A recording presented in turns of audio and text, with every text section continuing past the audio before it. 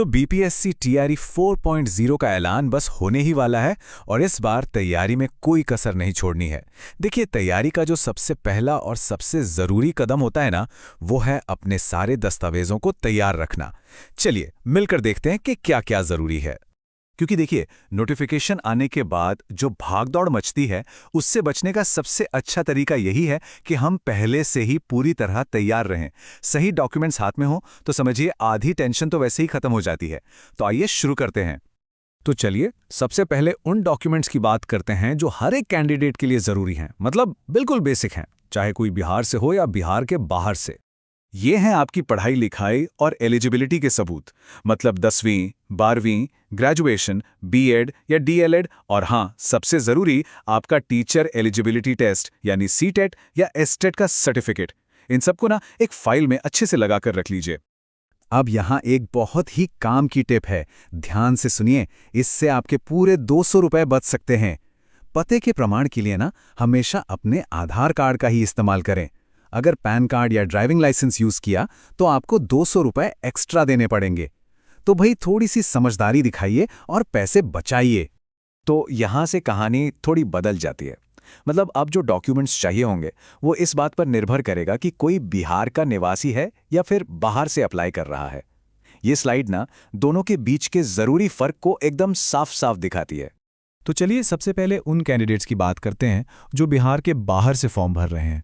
उनके लिए क्या क्या ज़रूरी है? देखिए, अगर कोई बिहार से बाहर का कैंडिडेट है तो उसके लिए लिस्ट बहुत सिंपल है। बस अपनी एकेडमिक डिग्रीज और टीचर एलिजिबिलिटी सर्टिफिकेट्स तैयार रखने हैं। किसी भी तरह के रिजर्वेशन वाले डॉक्यूमेंट जैसे कास्ट या डोमिसाइल सर्टिफिकेट बनवाने के चक्कर में पड़ना ही नहीं है। यहाँ एक बात गांठ बांध लेनी है, आपको सिर्फ और सिर्फ अनरिजर्व्ड यानी यूआर कैटेगरी में ही अप्लाई करना है। बिहार का डोमिसाइल सर्टिफिकेट बनवाने की कोशिश तो बिल्कुल भी मत कीजिएगा। जो नियम है उन्हें मानकर चलिए, वरना आगे जाकर बड़ी दिक्कत हो सकती है। अच्छा, तो अब बात करते हैं बिहार के निवासियों की। अगर आरक्षण का फायदा लेना है तो कुछ एक्स्ट्रा डॉक्यूमेंट्स भी तैयार रखने होंगे। देखिए, बिहार का निवासी होने के नाते डोमिसाइल सर्टिफिकेट तो चाहिए ही चाहिए, वो तो बेसिक है। उसके अलावा अगर कोई यूआर कैटेगरी में ईडब्ल्यूएस का फायदा लेना चाहता है तो ईडब्ल्यूएस सर्टिफिकेट लगेगा। ओबीसी या ईबीसी वालों के लिए एनसीएल यानी नॉन क्रीमी लेयर सर्टिफिकेट, और एससी एसटी कैटेगरी के लिए कास्ट सर्टिफिकेट जरूरी होगा।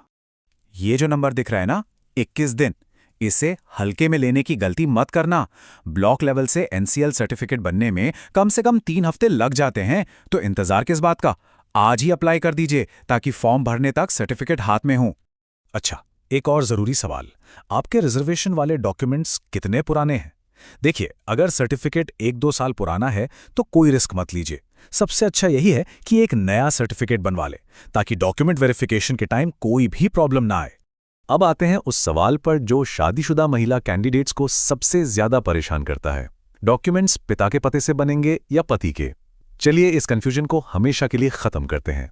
सबसे पहली और सबसे जरूरी बात, जो आपका कास्ट सर्टिफिकेट है यानी जाति प्रमाण पत्र, वो हमेशा और हमेशा आपके पिता के नाम और उनके परमानेंट एड्रेस से ही बनेगा। इसमें पति का कोई लेना देना नहीं है। लेकिन इसका ठीक उल्टा होगा आपके निवास प्रमाण पत्र यानी डोमिसाइल सर्टिफिकेट के साथ।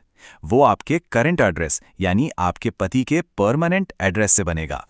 और आखिर में, अगर कोई शादीशुदा महिला यूआर कैटेगरी में ईडब्ल्यूएस सर्टिफिकेट बनवा रही है तो वो सर्टिफिकेट पति की इनकम के आधार पर ही जारी होगा। तो तीनों में फर्क एकदम साफ है। चलिए अब फटाफट कुछ ऐसे कॉमन सवालों के जवाब भी देख लेते हैं जो अक्सर कैंडिडेट्स के मन में होते हैं। मान लीजिए किसी ने अभी सीटेट या एसीटेट पास किया है और सर्टिफिकेट हाथ में नहीं है, तो कोई टेंशन नहीं, ऑनलाइन वाली मार्कशीट से काम चल जाएगा।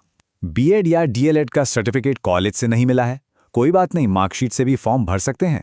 और हाँ, जो दिव्यांग कैंडिडेट हैं वो प्लीज़ अपने सर्टिफिकेट को एक बार अच्छे से चेक कर लें, कोई गलती हो तो उसे अभी ठीक करवा लें।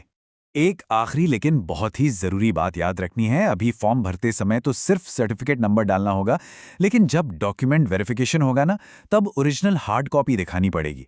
इसलिए अपने सारे ओरिजिनल डॉक्यूमेंट्स को बहुत संभाल कर रखिए। तो लीजिए, अब आपके सारे डॉक्यूमेंट्स या तो तैयार हैं या उन्हें तैयार करने का रास्ता एकदम साफ हो गया है। तो आप डॉक्यूमेंट्स की चिंता छोड़िए और अपना पूरा फोकस सिर्फ एक चीज पर लगाइए, वो है आपकी तैयारी और एग्जाम में कामयाबी। तो बस अब तैयारी में जुट जाइए।